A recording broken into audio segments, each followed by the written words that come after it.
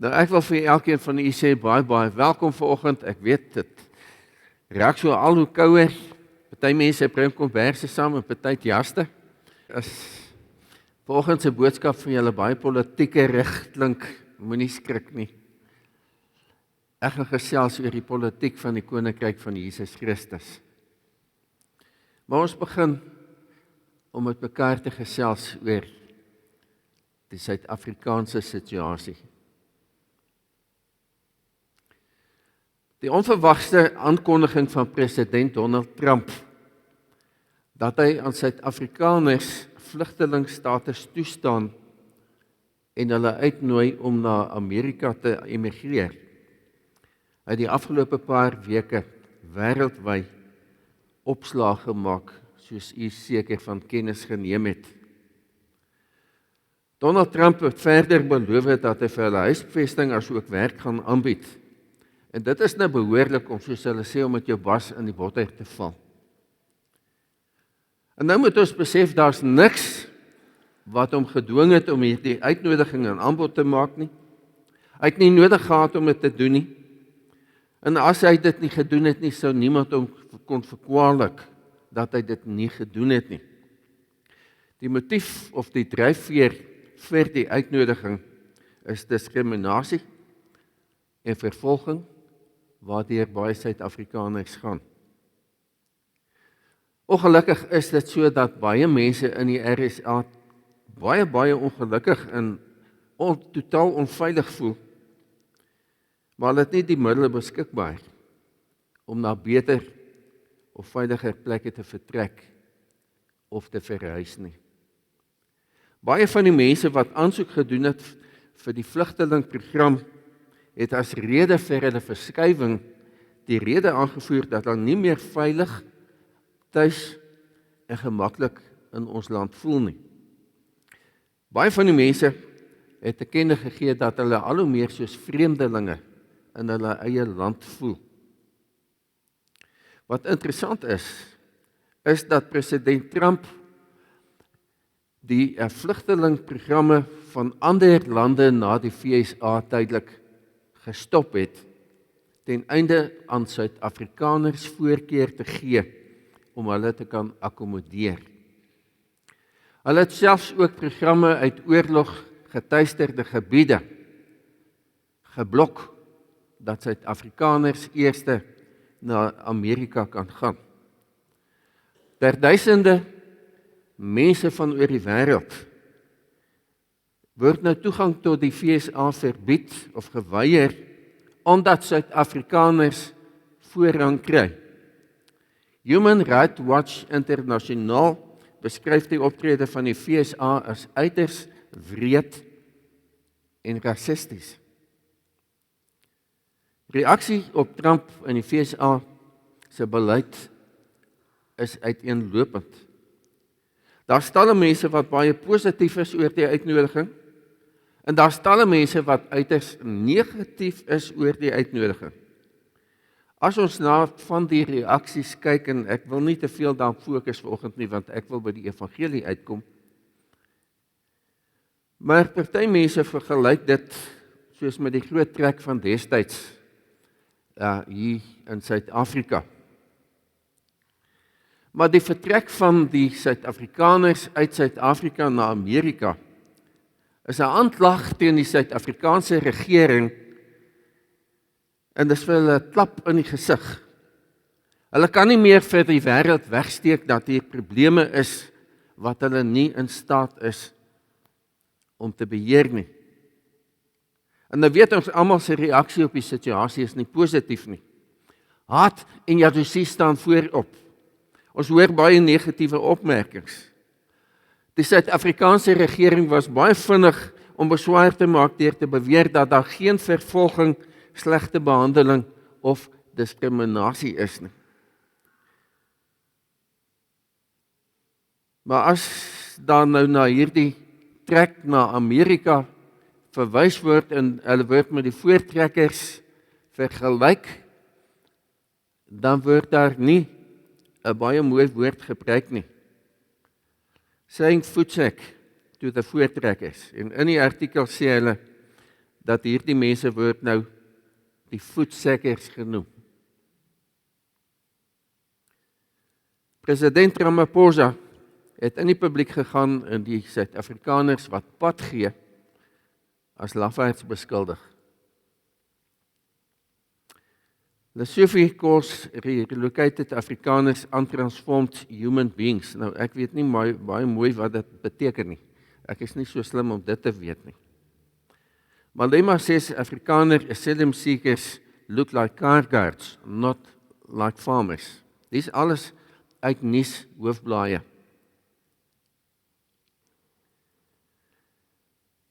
Nou, die eerste groep mense, bestaande uit so 59, het op 12 Mei in die VSA aangekom, waar daar vir hulle 'n nuwe lewe wag met hopelik beter omstandighede en vooruitsigte.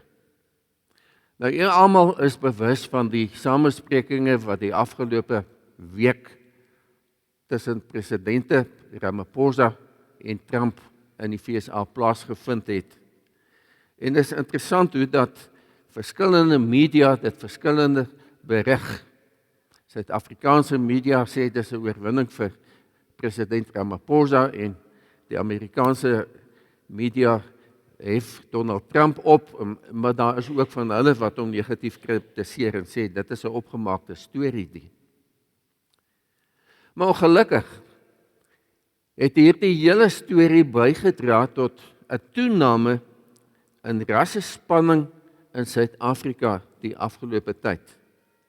Dit lyk asof almal vir almal kwaad is en vir mekaar beskuldig en verwyd en verkwalik. Ons as Christene, as kinders van God sal moet leer om vir mekaar te aanvaar en vir mekaar liefde te wys en vir mekaar om te gee want ons bly in dieselfde plek. Ons het mekaar nodig. As ons die wet lees, soos Paulus dit in Galasiërs 5 opsom, dan sê hy vir ons, julle broers, julle is tot vryheid geroep. Moet net nie julle vryheid misbruik as 'n verskoning om sonde te doen nie, maar dien mekaar in liefde. Die hele wet word in hierdie een gebod saamgevat. Jy moet jou naaste lief hê soos jouself, en u weet jou naaste is elke liewe mens met wie jy te doen kry, ongeag ras, geslag, wat ook al. Elke mens met wie jy te doen kry. Jy moet jou naaste lief hê soos jouself. En dan sê Paulus iets leliks, en dit is vir Christene wat hy dit sê. Maar julle buite verskeer mekaar. Pas op dat julle mekaar nie later heeltemal verslind nie. Ek gaan vanoggend vir u kans gee vir stil gebed. En ons gaan die volgende doen: 'n skuldbelydenis teenoor die Here. Erken jou eie persoonlike foute en tekortkominge voor die Here, vra vergifnis. En dan bid ons vir mekaar en ons bid vir ons land en ons bid vir ons regering dat die Here se liefde hier sal oorwin. Daar's kans vir gebed.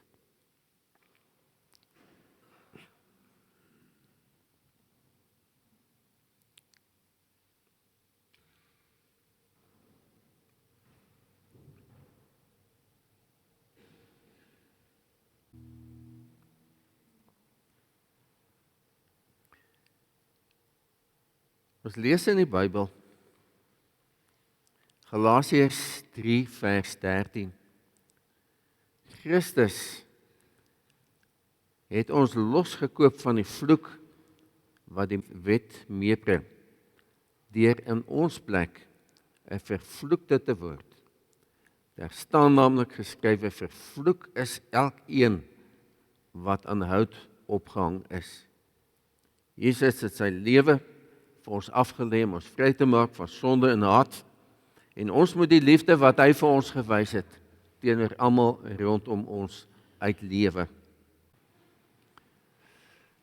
Ons bid dat die Here sy woord vir ons oopmaak.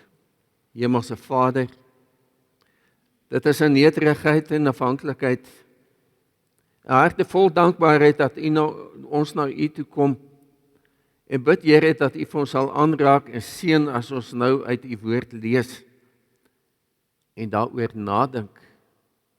Here, U genade oor ons is so groot. Aan U al die lof en die eer. Wil U deur U Heilige Gees ons aanraak en ons lei en seën. En ons bid dat oral waar U woord verkondig word, dit suiwer sal wees tot eer van U naam. In die naam van Jesus vra ons dit. Amen.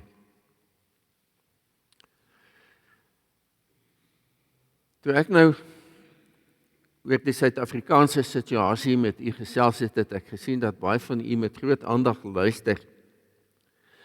Maar weet U, ek vind 'n baie soortgelyke situasie in die Bybel en ek wil dit vanoggend vir U uitwys, dat die evangelie van die koninkryk is baie dieselfde as die situasie tussen Suid-Afrika en Amerika op hierdie oomblik. Ons skriflesing Johannes 14, die eerste klompie verse. Toe Jesus nou sy disippels voorberei op sy kruisiging en vir hulle sê, ek gaan weg, sy hulle ontsteld, hulle is hartseer, maar waarheen gaan U, Here, wat gaan U doen? En dan troos Jesus vir hulle, julle moet nie ontsteld wees nie, glo in God, glo ook in my. In die huis van my Vader is daar baie woonplek. As dit nie so was nie, sou ek nie vir julle gesê het, ek gaan om vir julle plek gereed te maak nie. En as ek gegaan het en vir julle plek gereed gemaak het, kom ek terug, en sal ek julle na my toe neem, sodat julle ook kan wees waar ek is. En julle ken nie weg na die plek waarheen ek gaan. Thomas sê toe vir hom, Here, ons weet nie waarheen U gaan nie, hoe kan ons dan die weg daarheen ken? Jesus het vir hom gesê, ek is die weg en die waarheid en die lewe. Niemand kom na die Vader toe behalwe deur my nie. As julle my ken, sal julle my Vader ook ken. En van nou af ken julle hom en sien julle hom. Gelukkig is elkeen wat God se woord hoor en dit deel maak van jou lewe. Ons neem vanoggend 'n teksvers, Johannes 14 vers 6.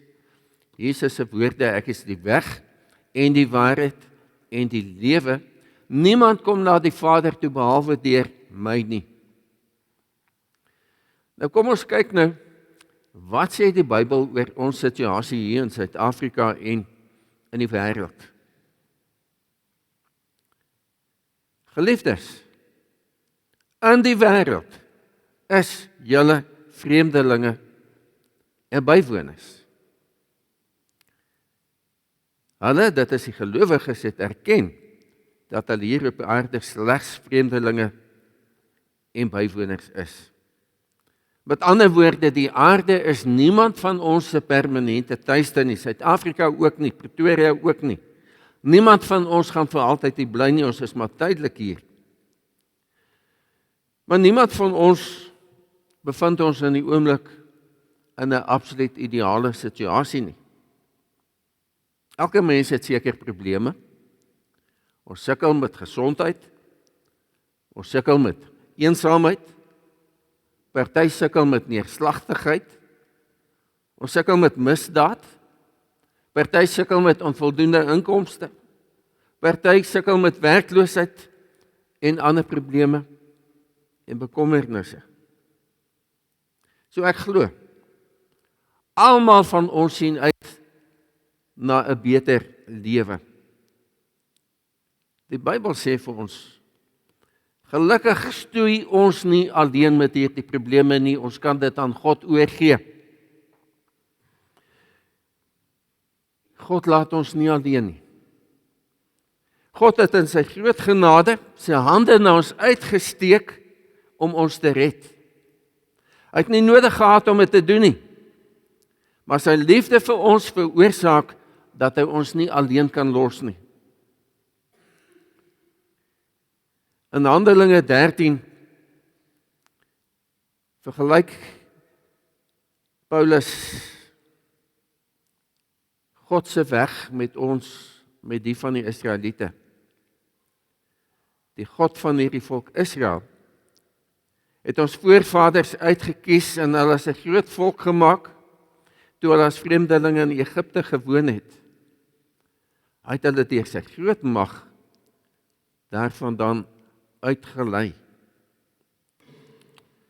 Net soos wat president Trump 'n soort van 'n oop uitnodiging gerig het aan mense om na die FSA toe te gaan, wil God ons ook hier wegneem om eendag saam met hom in absoluut ideale omstandighede daar saam met hom in die hemel te kan wees.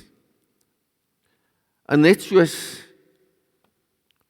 wat daar mense is wat president Trump sy uitnodiging aanvaar, is daar mense wat God se uitnodiging aanvaar.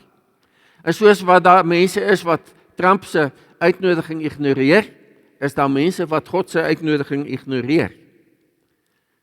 Party mense is opgewonde oor die uitnodiging en ander mense is negatief daaroor. Alhoewel die meeste van ons opgewonde is oor die vooruitsigte om hemel toe te kan gaan, is die snaakse dat niemand van ons haastig is om in die hemel te kom nie. Dit is mos so. Ons wil nog lank lewe.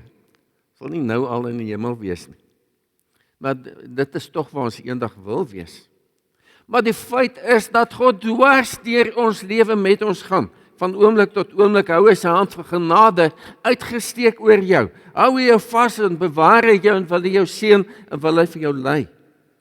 Maar partykeer kyk ons so vas in die probleme hier rondom ons, dat ons vergeet om op te kyk na God. En ons begin God miskyk en ons sien net die probleme wat vir ons te oorweldigend lyk en ons weet nie wat ek kan doen nie, ons raak benoud en bekommerd. Maar God maak aan ons 'n wonderlike aanbod. In Openbaring 21 vers 6 sê Jesus, dit het klaar gebeur. Ek is die Alfa en die Omega, die begin en die einde. Aan elkeen wat dors het, sal ek te drinke gee uit die fontein met die water van die lewe. Verniet. Alhoewel God aan ons hierdie aanbod van 'n nuwe lewe maak, 'n beter lewe, en dit gratis en verniet vir my aanbied, moet ek besef dat niks in hierdie lewe verniet is nie. Dit het vir God 'n baie duur prys gekos om hierdie aanbod vir ons moontlik te maak. Maar die Bybel sê God het met elkeen van ons 'n wonderlike plan en 'n doel. God het nie sy seun na die wêreld toe gestuur om die wêreld te veroordeel nie, maar sodat die wêreld deur hom gered kan word. Waarna verwys die woord wêreld? Na alle mense, alle rasse, alle veldkleure, alle geslagte. Maak nie saak arm of ryk, oud of jonk, mooi of lelik, vet of maar nie. God se aanbod is aan alle mense, sodat hulle gered kan word. En elkeen wat gered word, ontvang die gawe van die ewige lewe, om vir altyd saam met God daarbo te kan wees.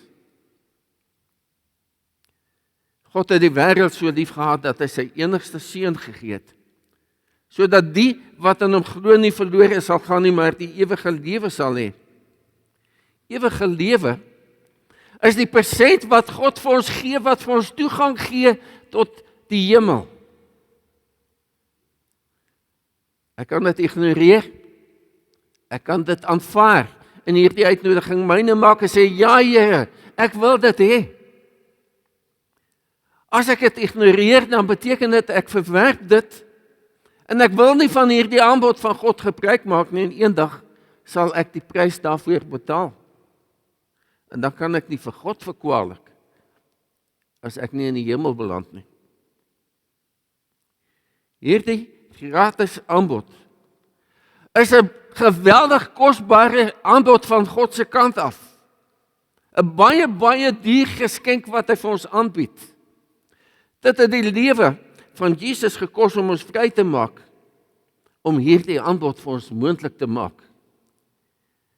Julle weet tog dat julle nie met verganklike middele soos silwer of goud losgekoop is uit julle oorgeerfde sinlose bestaan nie. Inteendeel, julle is losgekoop met die kosbare bloed van Jesus Christus, die lam wat vlekloos en sonder liggaamsgebrek is. 'n Mens kom nie outomaties daar nie. As 'n mens kyk na die Amerikaanse program, dan staan daar op hulle ambassade webwerf vir Suid-Afrika, dat jy moet aansoek doen. Iemand kwalifiseer nie outomaties nie. As jy nie aansoek doen nie, gaan jy nie daar kom nie. Dieselfde in die hemel. As jy nie op God se aansoek reageer nie, op sy uitnodiging, dan gaan jy nie in die hemel kom nie. En dan sien ons, daar's 'n volgende ding wat belangrik is. Daar's 'n keringsproses. Daar's duisende mense wat klaarblyklik aansoek gedoen het om Amerika toe te gaan. Maar sover is dit net 59 wat daar gekom het. Iemand moet aan spesifieke vereistes voldoen om die eindbestemming te bereik. Baie wat graag na die VSA sou wou gaan, kwalifiseer nie om saam te gaan nie, omdat hulle nie volgens Amerika se reëls aan die definisie van politieke vlugtelinge voldoen nie. Dit beteken hulle sit waar hulle sit en hulle moet die beste maak van die situasie. Maar die situasie is nie hopeloos nie. As God na ons kom met sy aanbod, dan sê hy, daar's dinge wat jy kan doen om vir my aanbod te kwalifiseer. En die eerste is om te erken ek is 'n sondaar en ek skiet tekort aan sy standaarde.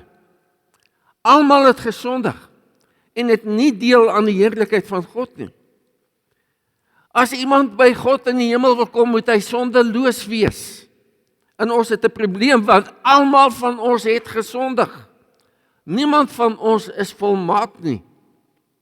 En daarom is Jesus se hoofboodskap wat hy telke male herhaal het, bekeer julle, want die koninkryk van die hemel het naby gekom.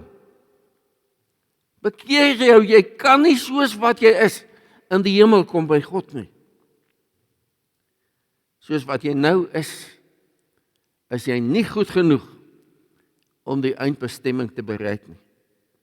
As jy deel van God se uitnodigingsprogram wil wees, moet jy jou lewe totaal en radikaal verander. Wie sy sonde wegsteek, moet niks goeds te wag te wees nie. Wie sy sonde bely en daarvan afsien, sal genade ontvang.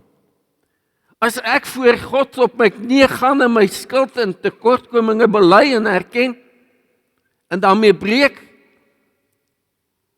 dan gee God sy genade vir ons.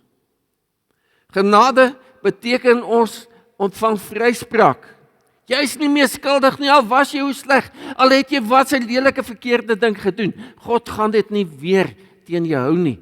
Dis afgeskryf, dis vergewe, want Jesus het die losprys daarvoor betaal.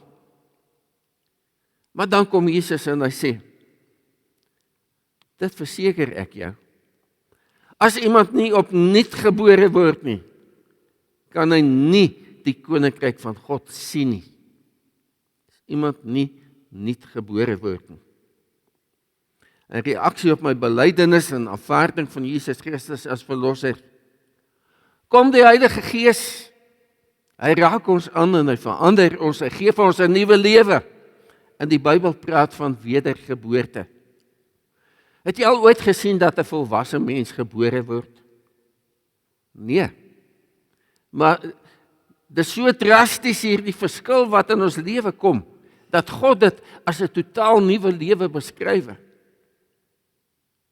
En eintlik is 'n wedergebore kind van God 'n baba in geloof. Almal van ons kom in die wêreld as babas. En om dinge nog erger te maak, ons kom heeltemal kaal in die wêreld met niks. Ons het geen prestasie, niks om op te roem nie. Ons is swak en hulpeloos. En as dit nie vir die liefde en die versorging van ons ouers en ander mense is wat vir ons omgegee het nie, dan sou ons nie oorleef het nie. Ons is totaal afhanklik van hulle. Geen baba kan op sy eie groot word nie. En daarom sê Jesus ook, dit verseker ek julle wie die koninkryk van God nie soos 'n kindjie ontvang nie, sal daar nooit ingaan nie. Iemand wat besef, maar ek het hulp nodig, ek kan nie op my eie lewe nie. Ons is totaal afhanklik van God. En met kinderlike geloof moet ons God se woord glo, aanvaar en gehoorsaam. Ons moet begin om volgens God se standaarde te lewe. Laat die kindertjies na my toe kom en moet hulle nie verhinder nie, want die koninkryk van God is juis vir mense soos hulle. Mense, ons dink ons is groot, maar as jy nie soos 'n kind word en met die gesindheid van 'n kind God se aanbod aanvaar nie, dan is jy uitgesluit. En dan begin dit by 'n persoonlike oorgawe aan God.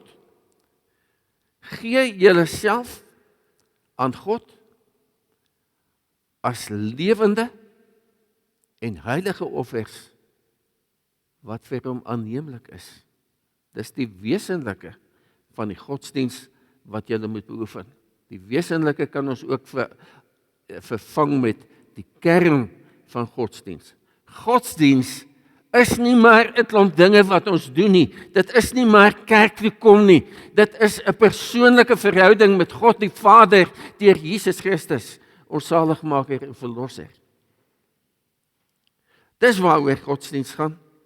Dis die kern van godsdiens, 'n persoonlike verhouding tussen my en God. Julle moenie aan hierdie sondige wêreld gelyk word nie. Maar laat God julle verander deur julle denke te vernuwe. So as die Heilige Gees inkom in jou, dan begin hy jou verander. Hy begin jou geaardheid verander. Hy vat jou woede by jou weg. Hy vat die neerslagtigheid en depressie weg. Hy vat die probleme weg. Maar dit is 'n tydsame proses. Want deur ons ganse lewe gaan hy aanhou werk aan ons om van ons die mense te maak wat God wil hê ons moet wees. En ons moet dit toelaat en ons moet saamwerk daarmee. Soos ek aansoek doen vir hierdie hemelse program van God, dan doen ek dit met 'n eenvoudige gebed. Jesus, ek bely dat ek 'n sondaar is en dat my lewe tekort skiet aan U wil. Ek neem U aan as my verlosser en saligmaker. As jy nog nie daardie gebed gebid het nie, dan maak jy nie deel uit van God se genadeprogram op die stadium nie. Dan gaan jy nie die eindbestemming van die hemel bereik nie. So ek nooi jou uit. As jy dit nie gebid het nie, bid dit vandag nog. Moet nie uitstel nie, ons weet nie wanneer is die einde van ons lewe nie.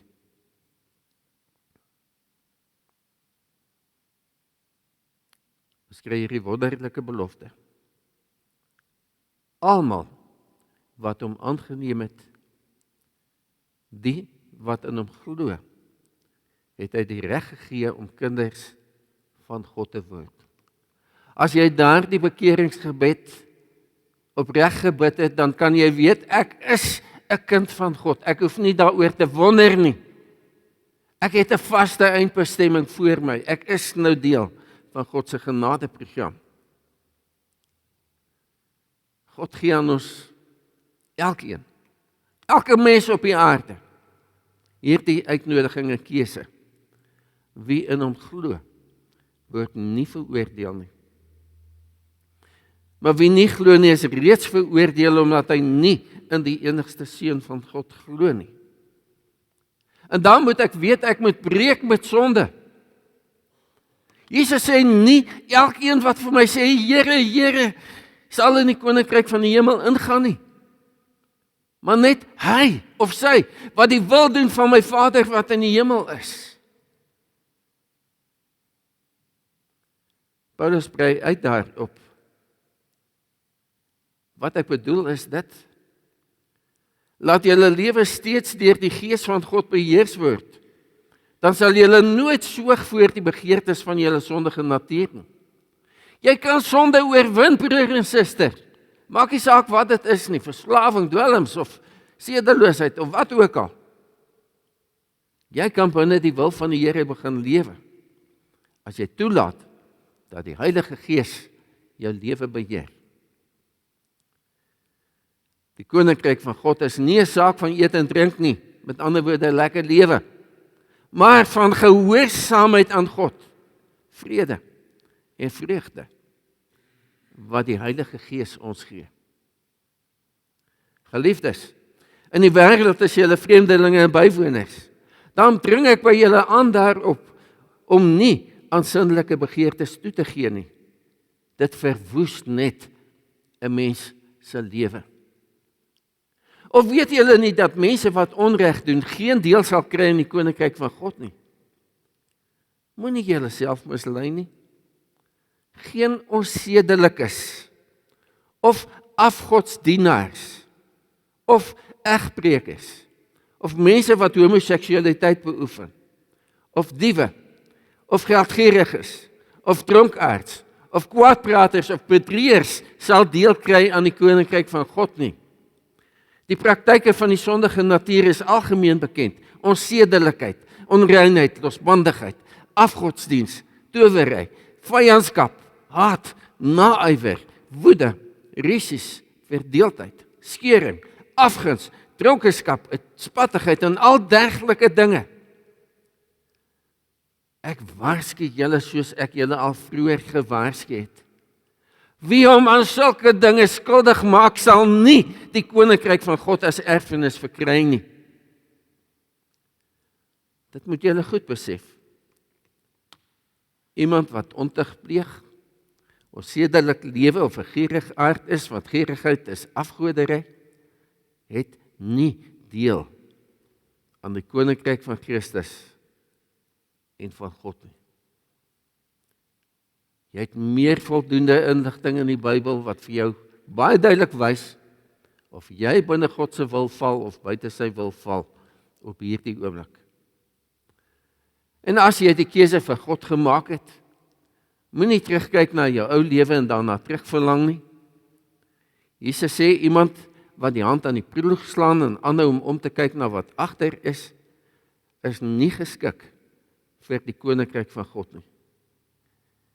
As my bekering en berou beteken dit dat ek sekere dinge in my lewe moes agterlos, dis verby, dis klaar, ek kan dit nie meer saam met my vat nie.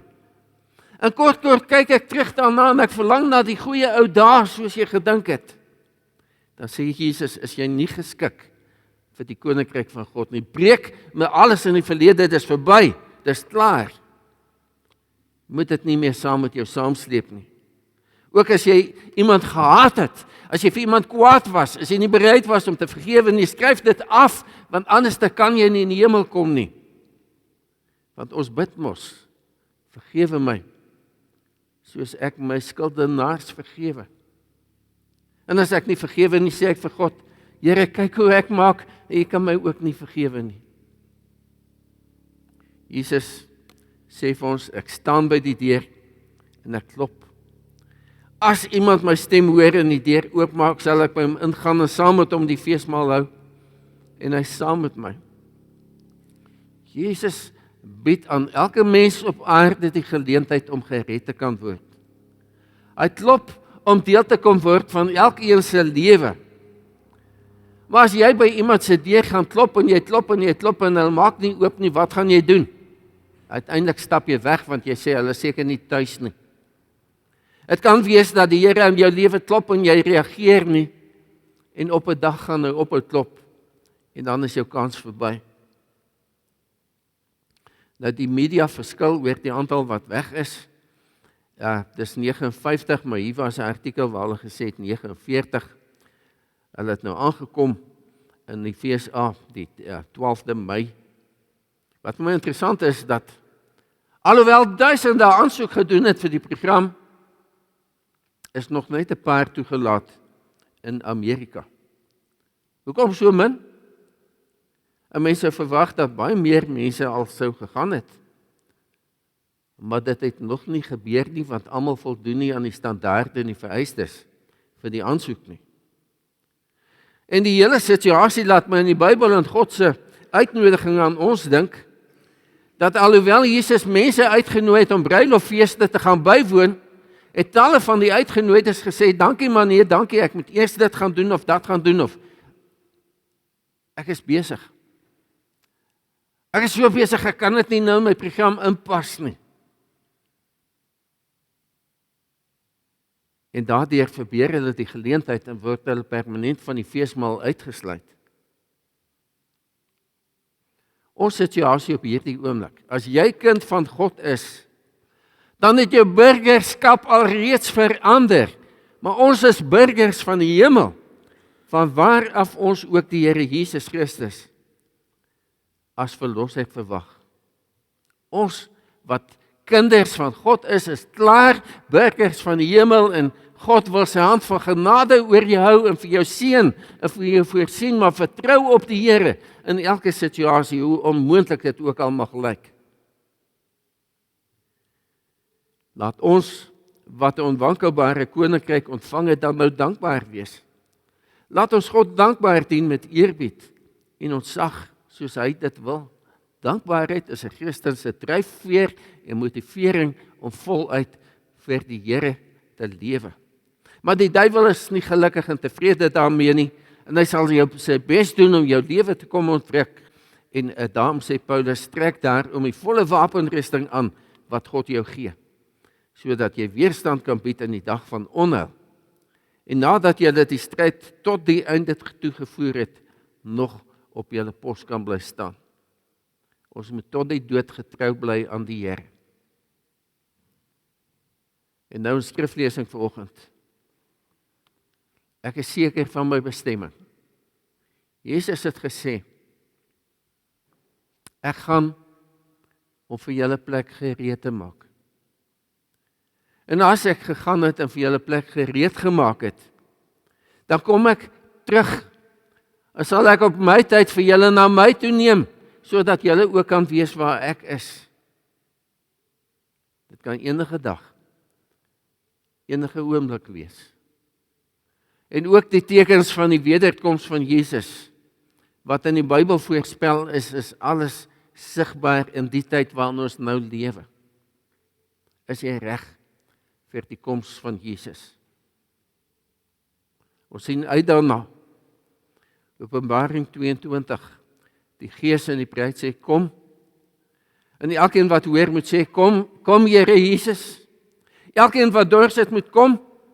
Elkeen wat die water van die lewe wil hê, moet dit kom kry. Verniet. Amen. Kom ons bid.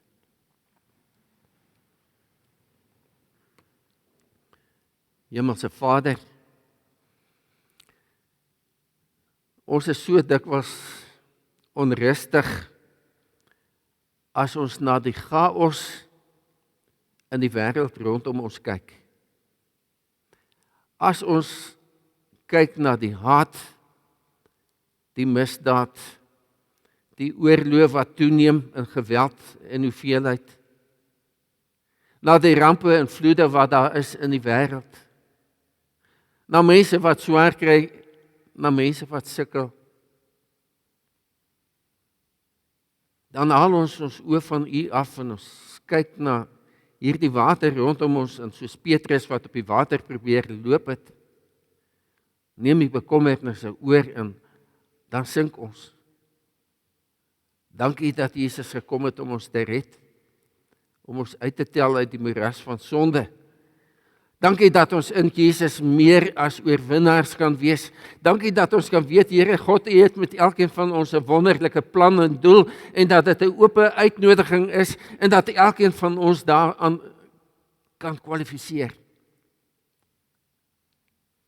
Dankie, Here. Ons kan maar net sê dankie, dankie, dankie vir U genade, want ons kan dit nie verdien nie. O Here,